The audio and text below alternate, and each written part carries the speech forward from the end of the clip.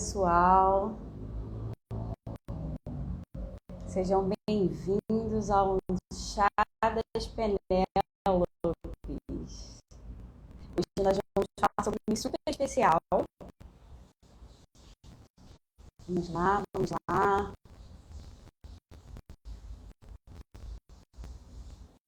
Sejam bem-vindas. Como que tá a conexão aí para vocês?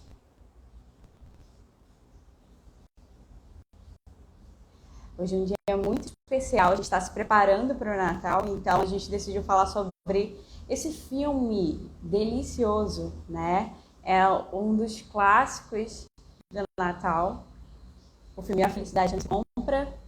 Sejam bem-vindas ao Chá das Penélopes, nosso momento aqui para conversar sobre, né, os bons filmes e aprender um pouco com eles, né? Que acho que não adianta nada a gente se entreter com uma série de coisas se a gente não aprende, né? Vou chamar aqui a Laís. Tá bem? Você tá ok? Hoje eu tô no meu cenário aqui da Brenda, da minha prima. Tem árvore. Ei, amiga, tudo bom? Vamos lá, colocar um filtro já. Ah! Pra quem tá ouvindo não vai poder ver, né? Como você tá vendo. Ai, Como tá, pessoal? Mais um Chá das E Penélopes aí? aqui. Dessa vez para falar de um filme que a gente ama, né, Rapoki? Sim, sim. A Felicidade Não Se Compra é assim, foi um dos filmes que conquistaram meu coração logo de cara, né? E eu conheci, assim, deve ter uns 4 anos, assim, né? É um filme super antigo, mas quase ninguém conhece. E acho que eu vou começar aqui contando um pouco né, um breve resumo do que é, né, o filme A Felicidade Não Se Compra. Para quem não viu ainda, né, e quer entender um pouco do que se trata, basicamente o filme conta a história do George Bailey, né? A gente acompanha a vida dele e a gente chega num momento crucial ali em que ele está com uma dívida de dinheiro muito grande. Ah, deixa eu colocar aqui. E essa dívida, né, faz ele questionar toda a vida dele. Ele começa a olhar para as coisas de uma forma bem diferente. Então, ele era uma pessoa que ajudava muito, né, a comunidade dele, mas ele não se dava conta do quanto isso mudava a vida das pessoas. E a gente chega exatamente, né, o início do filme é muito legal, para quem viu ou está revendo. A Tamara falou assim, assisti novamente há 2 dias. Muito bom.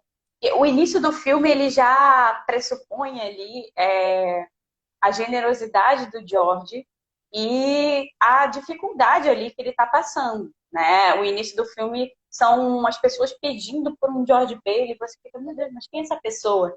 Né? E aí tem as orações ali das pessoas, e aí eis que, né, Deus ouve São José ali, né, estão conversando ali no início, para olha, a gente tem que intervir, né? Um homem precisa da nossa ajuda. E é muito legal, porque logo no início o anjo, né, eu acho que Clarence, pergunta, fala assim, mas ele tá doente? E aí São José fala, não, pior, ele tá desanimado, né, ele tá desesperançado. Então a gente entra aí nessa história, bem nesse cenário. Sim. A riqueza de A Felicidade Não Se Compra tá porque ele retrata muito o drama humano, né, Rapoki? Então, Exato. todo mundo já passou por um drama como o George já passou. Passou por aquela coisa assim de mais nada do que eu quero dar certo. Talvez a única coisa que eu tenha que fazer seja morrer. Às vezes, em caixinhas assim de perguntas, as pessoas falam: já desejei minha morte para ver se as pessoas iam sentir minha falta. E não foi o mesmo motivo do George, é claro, mas existe esse sentimento, esse drama muito grande da alma. Então, por isso que ele é um clássico. As pessoas falam assim, pedem indicação de filme de Natal e falam, mas A Felicidade Não Se Compra, eu já assisti. Assiste de novo, assiste todo o Natal, você assiste. Assiste só no Exato. Natal, daí pelo menos você não vai falar que enjoou de assistir, né? Então é um drama que todo mundo passa por isso. Então existe aquele caminhar de aprendizado. O George, ele aprende vai mostrando a vida dele, o que ele vai aprendendo ao longo dos anos. Também ele mostra um pouco do flerte que ele tem com a perdição, com o pecado. Então, quando ele dá de cara ali com a tentação do dinheiro, a ganância, o desejo de fazer as coisas à maneira dele, só do jeito que ele quer. Então, tem isso também, que é outro passo que nós passamos também. E também tem aquilo que é se descobrir no outro. O George, ele mostra assim de uma maneira perfeita como é descobrir-se no outro, descobrir estando a serviço do outro. Então ele é um exemplo perfeito. E também o George, ele aprende o valor da vida. Qual que é o valor da vida, o valor da vida humana. São coisas que ele passa o filme inteiro. Então é muito bom a gente observar esses pontos. O grande valor que a vida humana tem para o George, essa perdição, essa tentação que aparece diante dele ir para um outro caminho, que é um caminho errado. E uma coisa que eu queria colocar, Rafa, que é muito interessante, é que o filme começa com orações. Exato. O filme começa com orações. Então, são orações de várias pessoas que fazem, elas estão rezando pela vida do George. Então, essa é a história de como as orações foram atendidas. Então, começa com uma oração e daí o filme é como que essas orações foram atendidas. Daí acontece toda aquela situação, né? O anjo que aparece, que desce do céu para ajudar o George. Então é muito interessante que a gente pense nisso, que o filme começa com uma oração. Isso tem um significado muito grande, porque dá para perceber que mesmo não é um filme religioso, é um filme religioso, mas assim, não existe a presença da divindade ali, mas não, né, o sentido ali é de demonstrar a potência da eternidade que todos nós temos, né? E principalmente como os nossos atos eles refletem, né, na vida do outro e tem um valor na eternidade. Né? Porque é muito engraçado a gente imaginar assim, não, como que por causa das orações das pessoas, né, foi enviado ali um anjo para auxiliar o George para que ele não tirasse a própria vida, né? Porque ele estava num nível de desesperança, né? A única saída que ele tinha era essa, né? Que, assim, só para explicar o pessoal que não viu, né? Ele decide se matar porque a família está endividada, vai perder a casa, vai perder tudo. E aí ele pensa, se eu me matar, minha esposa tem o seguro. Então, até a lógica dele, né, de se matar, não era pensando nele mesmo, não era para aliviar o próprio sofrimento, mas era para que a família tivesse lá o dinheiro. Só que isso não era o jeito certo de resolver a coisa, né? E aí o anjo intervém lá e tal. Uhum. O Guilherme Freire, ele fala disso, né? Ele fala desse filme. Ele diz que quando o George vai se matar, ele vai até uma ponte. E uma ponte, o que significa? Uma ponte significa uma travessia, certo? Então, é um encontro da vida com a morte. Porque ali ele poderia ter tido o último minuto da vida dele, o último respiro. Se jogando daquela ponte, estaria acabado tudo. Mas a história não começa, quer dizer, ela começa aí e ali o anjo vai ajudá-lo, então vai mostrar para ele que ele não deveria morrer. Mas a história fica muito mais interessante quando o George ele entende como seria a vida se ele não existisse. Exato. Isso é um exercício que se cada uma de nós fizermos na nossa vida, eu acho que vai ser muito revelador para a maioria. Como seria, porque essas pessoas, né, que mandaram para mim, que já tiveram esse pensamento de não queria ter existido, não queria ter nascido, como seria a vida se você não existisse? E a vida do George é uma vida extremamente significativa. É uma pessoa que, se ela morresse, ela ia fazer toda a diferença. E, infelizmente, a maioria de nós vive uma vida que, realmente, se a gente morresse, obviamente, né? Toda vida tem um valor. Mas, assim, como muitas de nós somos muito perdidas na nossa vida, a gente não sabe muito bem o que a gente está fazendo, o que eu estou fazendo aqui, a gente não tem um sentido certo, a gente não sabe o que eu estou fazendo na Terra, qual que é o meu sentido da vida, eu não sei. Né? Então, eu não me esforço, eu não entendo a minha circunstância, eu não aceito a minha realidade, eu estou sempre reclamando. Aí, o que acontece? Se eu perdesse a minha vida hoje, que diferença faria?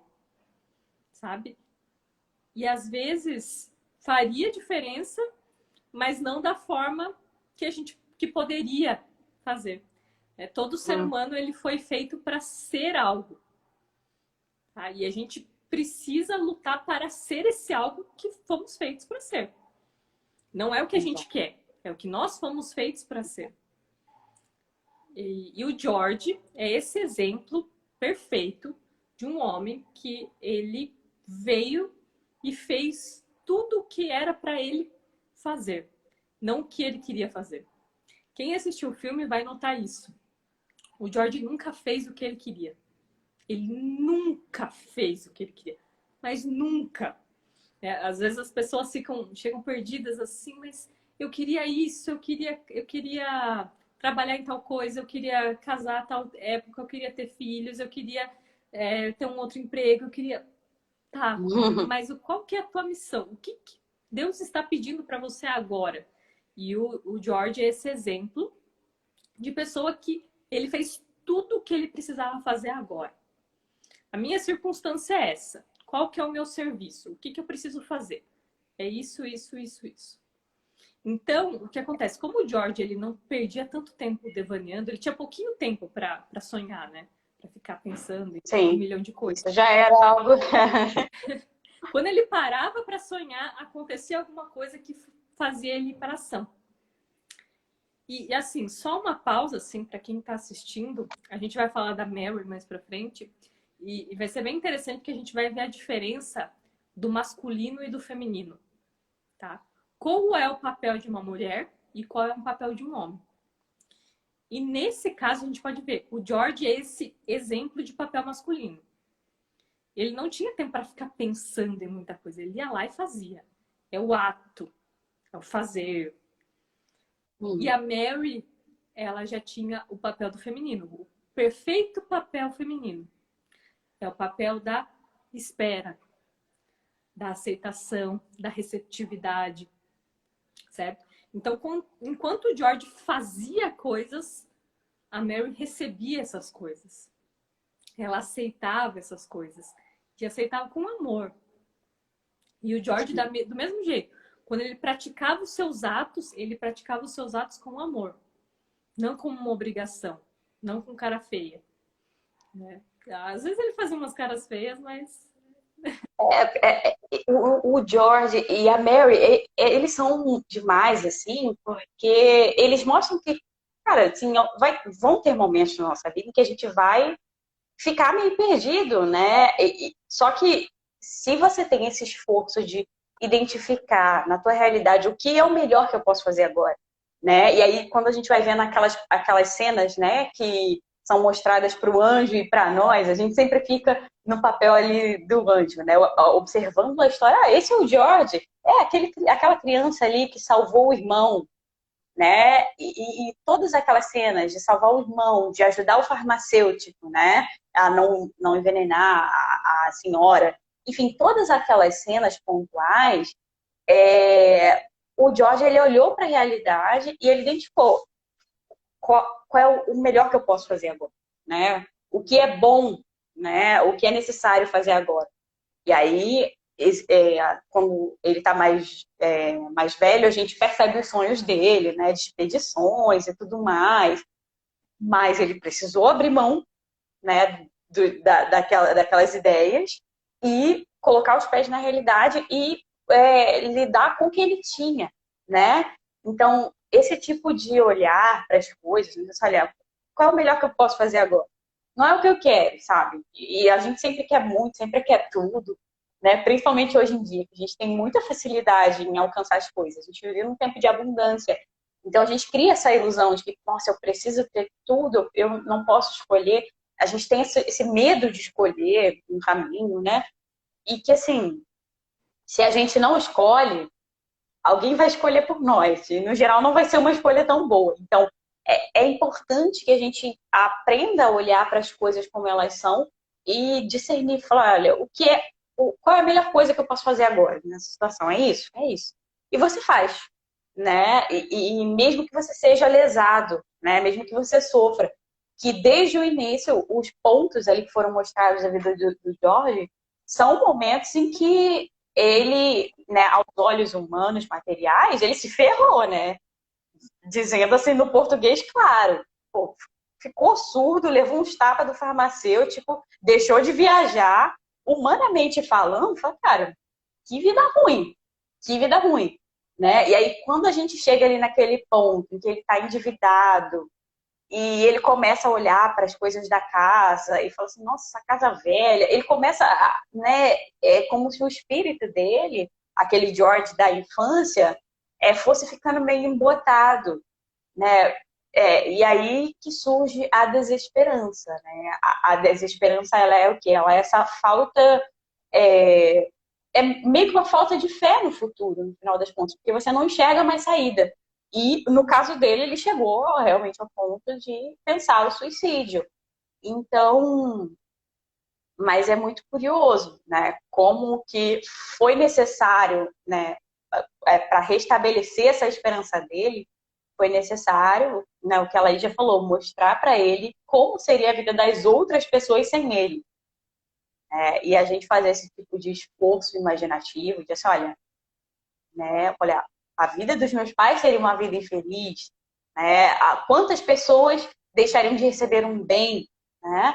E a gente pode pensar até no nosso trabalho, assim, né? Eu acho que isso atribui muito sentido à nossa ação. Porque geralmente a gente vai fazendo as coisas assim e a gente não se dá conta, a gente vai vivendo como o George, né? Acha que vai meio assim, eu não estou entendendo muito bem, eu vou tentar aqui.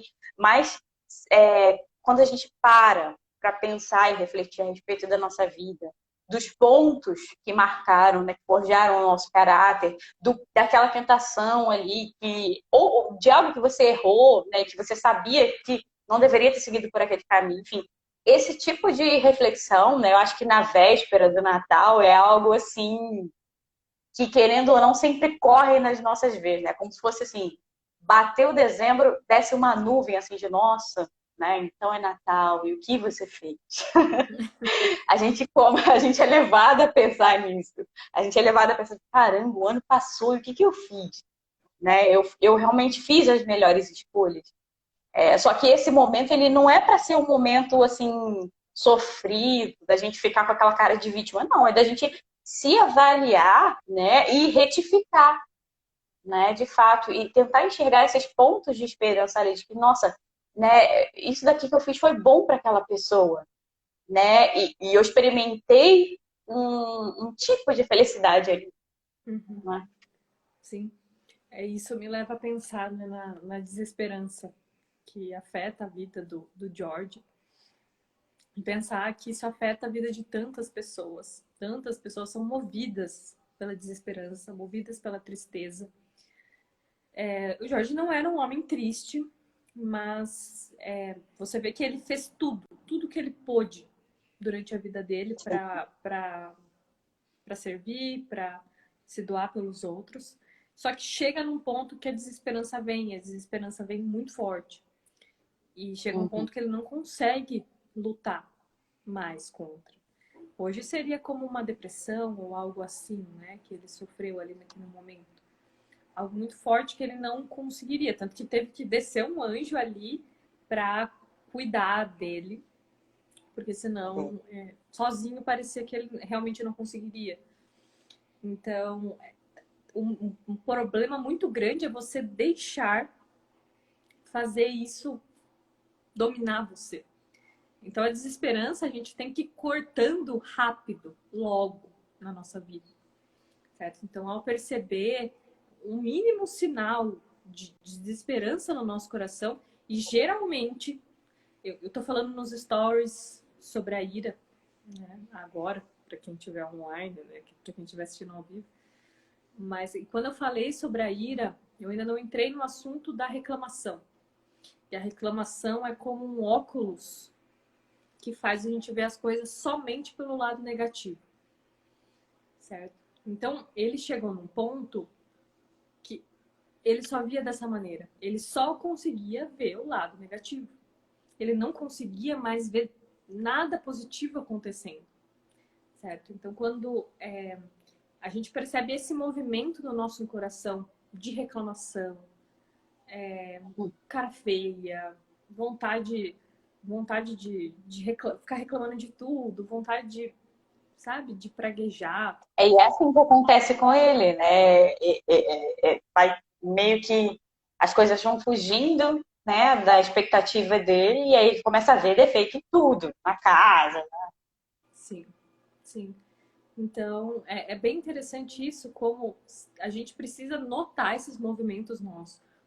Por isso que a gente não deve reclamar, certo? Por isso que a gente deve evitar ficar fazendo cara feia. A gente tem que melhorar o nosso olhar, a gente tem que sorrir mais.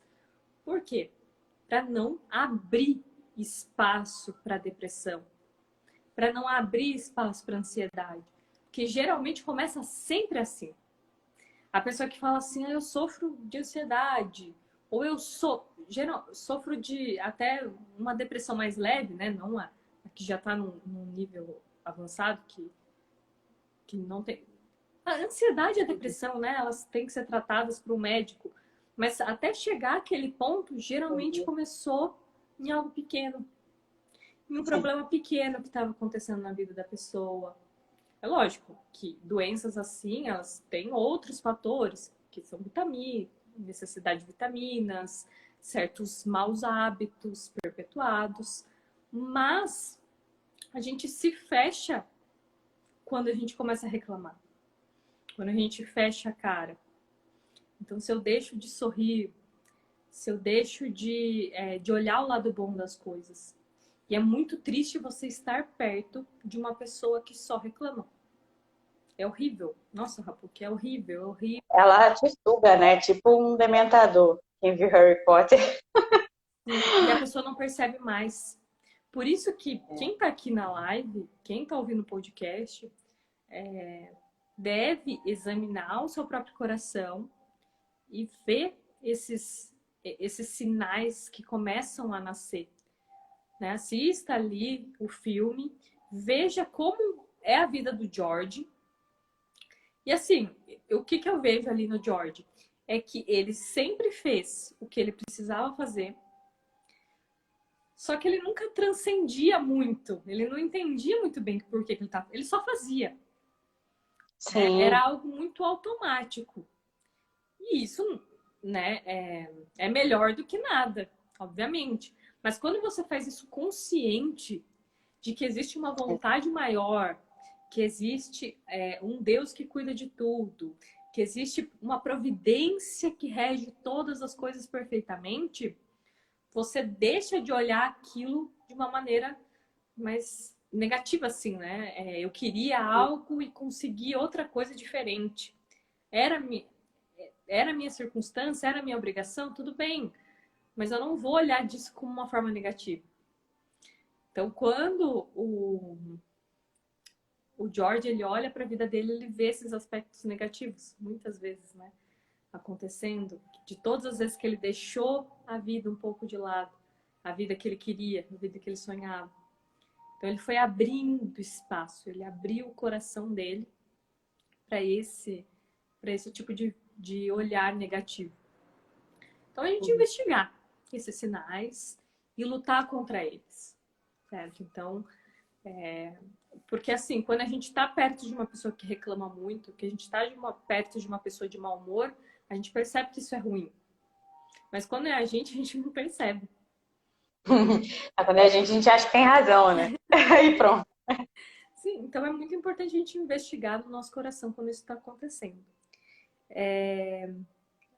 Falando da Mary, é muito bom a gente pensar nela Eu citei ela nos stories, falei sobre ela. A Mary é esse exemplo que a gente considera um exemplo de doçura e paciência. Para mim, ela é a personagem do cinema, que é a melhor representante do que é ser uma mulher, do que é ser uma boa mulher. Então, se alguém quer uma referência, assista Felicidade Não Se Compra e observe o comportamento da Mary. Observa mesmo. Observa os gestos dela. Observa o olhar dela. Observa o sorriso dela. As palavras dela. Observa tudo isso. E tenta imitar algumas coisas. É bem legal a gente ter esse exercício da imitação mesmo. Eu me lembro ali da parte... As partes assim, que mais me marcaram foi quando eles estavam indo para a lua de mel. E o George, chamam o George falando assim, ó, o banco aqui tá com problema, as pessoas estão pedindo dinheiro de volta, e ele tinha o dinheiro, um bolinho de dinheiro para a lua de mel. E a Mary leva esse dinheiro e fala, ó, dá pra gente emprestar para as pessoas, dá pra gente negociar com as pessoas o dinheiro da lua de mel. E ele fala, mas não, esse é o dinheiro da nossa lua de mel, como que a gente vai dar assim? E ela fala, não tem problema. Sabe? Ela oferece a solução para o George. Ela acalma o coração do George. Então, quando eu digo que a mulher, que a essência da mulher, ela tá na Mary, ela é essa essência, esse exemplo maior do que é ser mulher, uma mulher feminina mesmo, é por causa disso. Porque ela não vem para porrinhar o homem. Ela vem e oferece uma solução suave, que tranquiliza o coração. O homem que vai resolver o problema, é ele que vai negociar, é ele que vai fazer as coisas, mas ela apresenta a solução para ele de uma forma que acalma o coração. Bom, ele acalmou. Agora ele faz o que ele tem que fazer. Certo? E isso não diminui em nada ela. Ela continua radiante, ela continua uma pessoa brilhante, uma pessoa que todo mundo olha para ela e olha e se encanta pela Mary. Ela é esse exemplo de mulher. Então é muito importante a gente pensar o que é ser feminina. Então, ser feminina é oferecer soluções para o mundo, oferecer de uma maneira suave, que traga calma, que traga tranquilidade para o outro. Então, por isso que a mulher é mãe, por isso que ela cuida das crianças. Por quê? Porque ela vai oferecer paz. E o que acontece quando a mulher, ela foge um pouco do feminino, ela tá mais masculina, ela já tem essa coisa, essa agitação na mente dela. Então ela tá querendo sempre fazer coisas, mandar e decidir e tomar a frente, só que de um modo muito agitado, porque esse não é o ser dela. É desordenado, né? É desordenado. Então isso faz muito mal para a mulher. Então é legal a gente ver isso na Mary. Sim, e pensando nela, assim, eu penso muito no próprio título, né? Em português ficou A Felicidade Não Se Compra, e eu fiquei refletindo um pouco sobre como cada um deles, a Mary e o George, como eles viam a felicidade, né? E num determinado momento, me parece que o George, ele se perdeu ali, né? E ele olha para a vida dele e a ausência do dinheiro, né? A ausência dos bens ou daquele eu ideal que ele tinha causa infelicidade. Então a ideia dele de felicidade ainda estava muito no mundo material. E a Mary não, né? Ela desde o início, ela soube abdicar, ela soube se sacrificar. E é muito interessante porque, na verdade, a felicidade, a nossa felicidade pessoal, ela está muito ligada a esse sacrifício. Eu achei um texto do professor Olavo e tem umas duas frases assim que eu acho que pontuam bem esse tipo de pensamento. O primeiro é assim: são duas as formas de felicidade. Uma é egoísta, narcisista, a outra é altruísta, própria do adulto. E mais adiante ele diz, a medida do quanto você ama é o quanto você se sacrifica. E é a partir disso que você experimenta a felicidade, né? E assim, é claro, o George, ele passou a vida dele fazendo bons atos, mas o que ela falou, né? Ele não estava consciente. Ele decidia ali, ele intuía que era bom, mas quando ele chegou na vida adulta, parece que algo destoou, né? E já não fazia mais tanto sentido. E a Mary, ela foi capaz de olhar para as coisas, né? Olhar para a própria vida e saber reconhecer o que era de fato a felicidade. Então é muito engraçado, porque no fim do filme a gente entende, né, que no final das contas a felicidade ela está vinculada a esse sacrifício, né? Quando você dá ao outro o que é melhor para você, né? Quando você dá o seu melhor para o outro, pode ser que naquele momento você não sinta, né? Você não experimente um contentamento, nossa, é muito bom ter bons atos, né? Na maioria das vezes a gente não vai sentir nada disso. A gente fala, pô, eu ajudei o cara, tipo, né? Porque a gente ainda é mesquinha, a gente ainda quer o obrigado e tudo mais.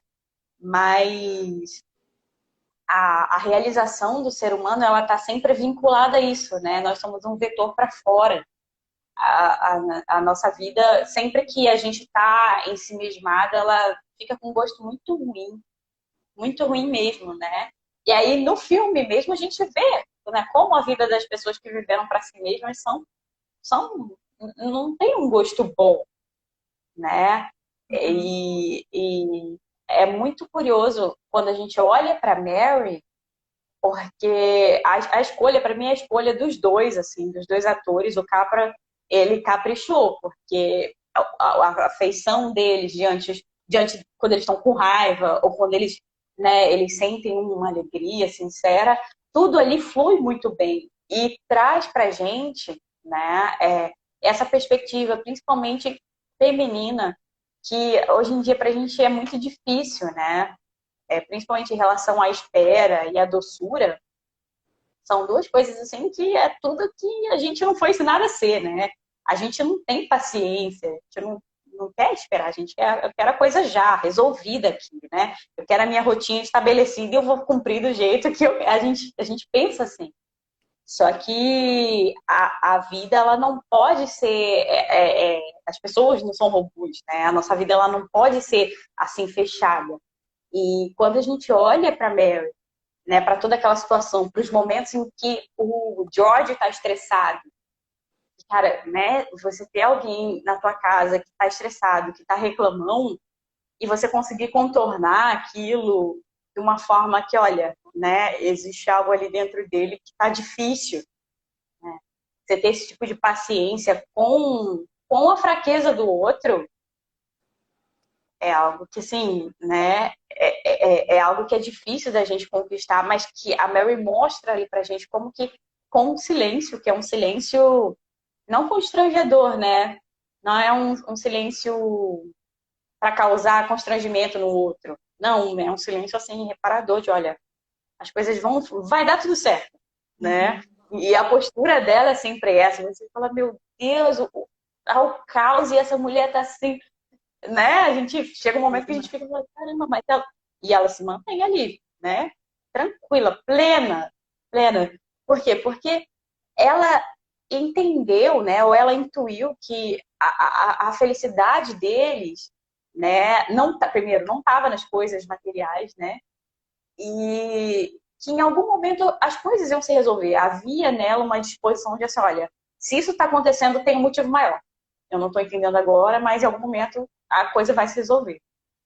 Uhum. Sim, as cenas ali que eles discutem, que eles brigam, né? É sempre Uhum. algo, uma autoridade que vem do George, é sempre uma postura ruim do George, e da parte dela, ela nunca passa por cima dele, ela nunca fala algo que desabone aquela decisão dele. Exato. E é bem interessante isso que você falou, Rapuki, da questão de como o olhar dela estava direcionado na coisa certa. Por quê? Porque o filme começa com uma série de orações. né? A oração da mãe dele, dos filhos e tudo mais.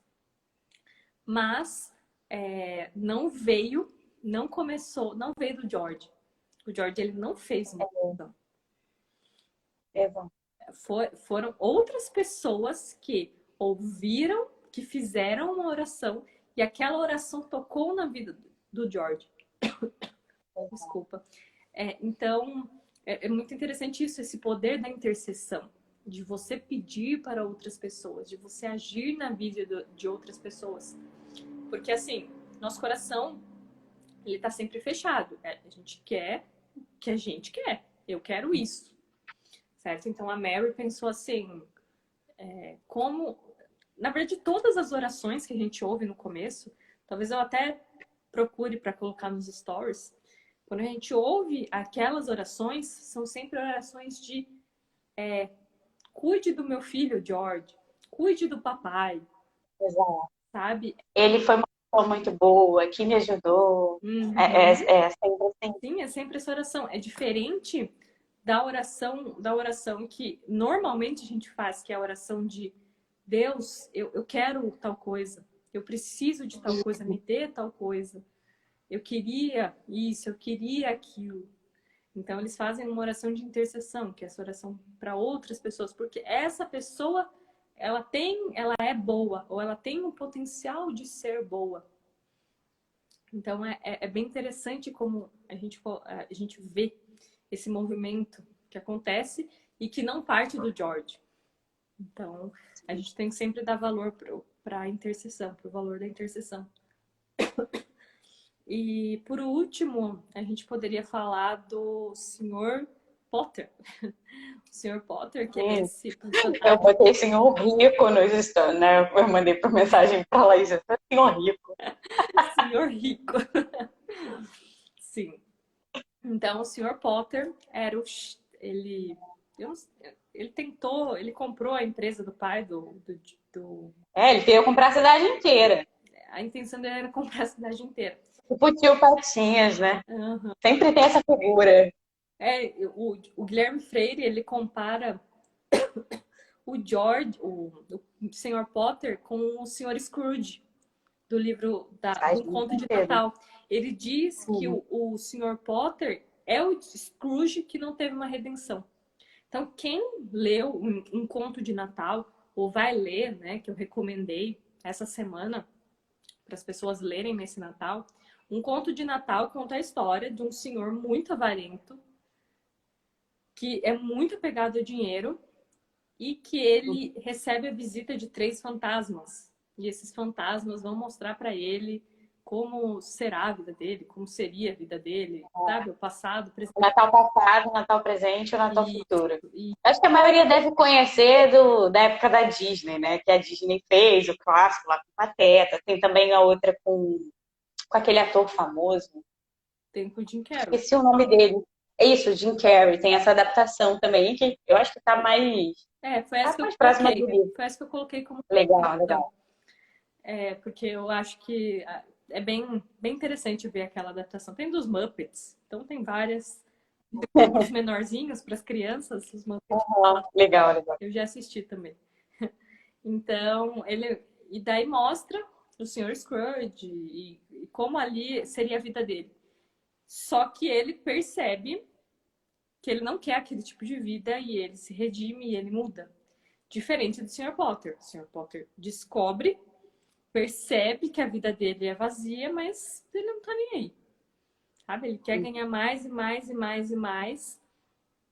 E no final a gente vê quem termina feliz, né? Quem termina com a casa cheia de gente.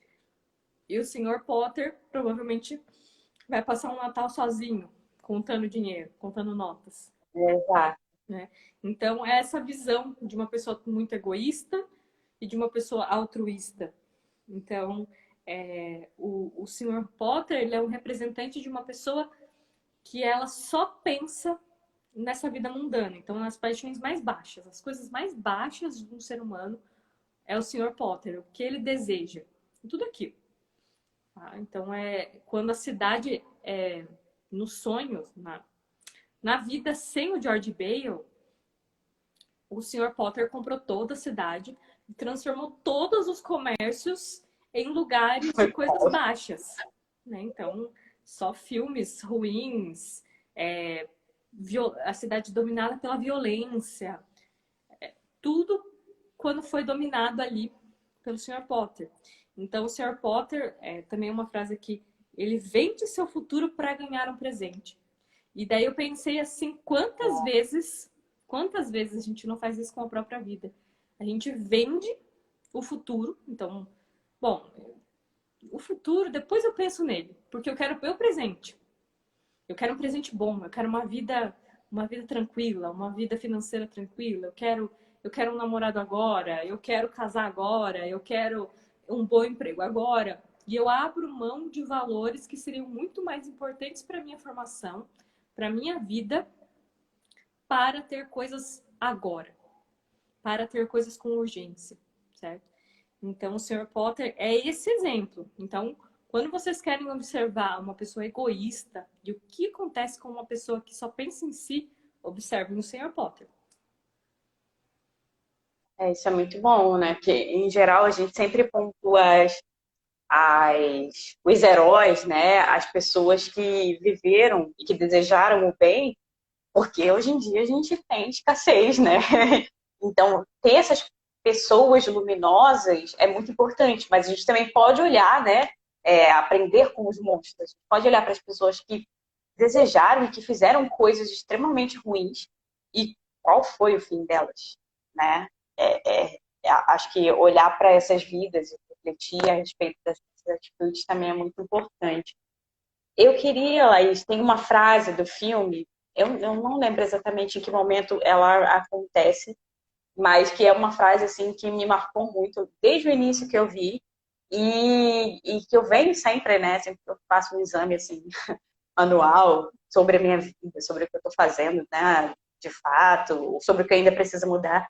Essa frase sempre bate assim, que é a seguinte: a vida de cada homem toca tantas outras, e quando ele não está presente, deixa um grande vazio, né? Então, pensar exatamente isso. Olha, se eu deixo de entregar um bem, né, eu estou deixando um vazio ali para a vida de alguém.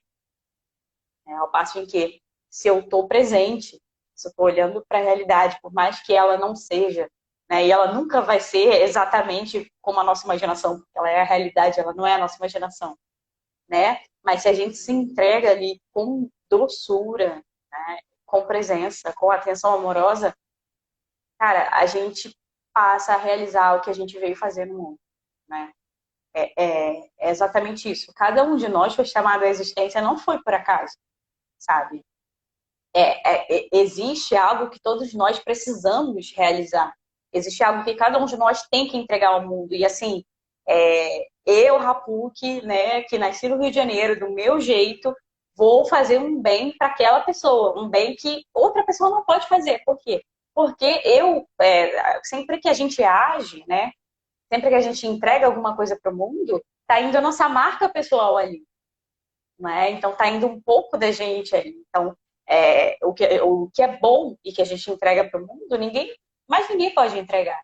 Então, acho que pensar nessa situação, né? Pensar na nossa vida nesse sentido, e aí a gente leva para todos os âmbitos, né? Trabalho, família, os lugares que você passa, um bom dia que você dá, um sorriso. Acho que tudo isso é, vai tornando a vida das pessoas melhor e mais leve, né? É o tipo de coisa assim que a gente não reflete muito, mas que eu acho que no tempo de Natal parece que a gente fica mais enternecido, né? A gente fica mais reflexivo, né? É o momento em que ali logo a gente vai se reunir com a família e rever, né? Tudo que a gente viveu, que a gente conseguiu chegar aqui bem. Então, eu acho que esse filme ele resume bem, né, o espírito do Natal e no fim acontece aquela grande reconciliação. Eles conseguem, né, o George consegue o dinheiro porque todas as pessoas que ele ajudou ajudam ele e aí ele entende de fato, né, que a grandiosidade da vida não tá na casa incrível que ele pensou que conquistaria, não tá lá naquelas expedições que quando ele jovem ele sonhava. Não, estava diante dele ali, né? Os filhos, a esposa e principalmente o amor, né? O amor que ele experimentou, né? Tanto da família quanto das outras pessoas, é algo incomparável e sublime. Uhum. Para mim é uma riqueza. Eu ainda não assisti esse ano, vou reassistir essa semana, mas eu já sei ele de decor, sabe? Eu posso falar sobre ele horas e É horas, verdade. porque esse filme eu nem me lembro a primeira vez que eu assisti, não me lembro o motivo pelo qual eu assisti. Eu só sei que se tornou um dos meus filmes favoritos e eu fiz todo mundo que eu gosto assistir, vou fazer todo mundo assistir, porque realmente é sensacional. Então, fica aí a dica para vocês de filme de Natal. Filme para entender, como eu coloquei, né, no título para o podcast, né, serviço, doçura e paciência. A gente vai aprender essas três coisas assistindo esse filme. Então, reparar muito bem nos personagens, principalmente na Mary. Sempre falo, reparem na Mary. Olhem para ela, olhem os gestos dela, as falas dela, o sorriso dela. Observem como a Mary se comporta, para a gente entender melhor o que é ser mulher e como se comportar como mulher, como deve ser uma mulher feminina. Né? Isso pensando no cinema. É lógico que existem outras personagens que a gente pode indicar depois, mas a Mary, para mim, é esse exemplo essencial para a gente entender nosso coração e como nós, como mulheres, funcionamos. Sim, sim. Acho que ela é aquela pessoa luminosa ali para no fim do dia a gente falar, nossa, eu preciso ser um pouquinho mais Mary, né? Sim, eu acho que isso deve ser algo, uma meta que a gente deve ter na nossa vida, não só no final do ano, mas assim, para a nossa Sim. vida toda. A gente sempre parar e ver se a gente está progredindo. Ano passado, quando eu falei sobre as virtudes do lar, eu disse para escolher uma virtude, e trabalhá-la até adquirir. Acontece que a gente quer ser paciente, quer ser discreta, quer ser bem-humorada, quer ser doce, quer ser carinhosa, quer ser tudo. A gente quer ser tudo ao mesmo tempo, certo? Então a gente escolhe uma característica e trabalha nela. Então, como eu vou fazer para ser mais doce? Então, melhorando a altura da minha voz, talvez seja algo de eu fazer até algo em relação à oratória, fazer um curso sobre isso, fazer treinos, treinar ali sozinha, fazendo, né, melhorando o semblante, sorrindo mais. O que eu preciso fazer? Melhorar uma coisinha. Sabe? Porque a Mary, ela não nasceu pronta. Ela também tem a formação. É uma Tanto que coisa tem aquela importante de cena lá falar. que ela quebra Clássico. que ela quebra o disco de vinil, porque ela não é uma mulher de plástico, tá? Então ela tem os Verdade. momentos de ira dela, só que você vê que ela como Ela sabe retificar, né, sim, Laís? Quando ela percebeu que ela estava indo pelo caminho errado, ela, pera, sim. não é essa vida que eu quero, não é esse caminho que eu quero. É, eu acho que o primeiro passo é você perceber que tem algo errado. Então eu percebo. Epa.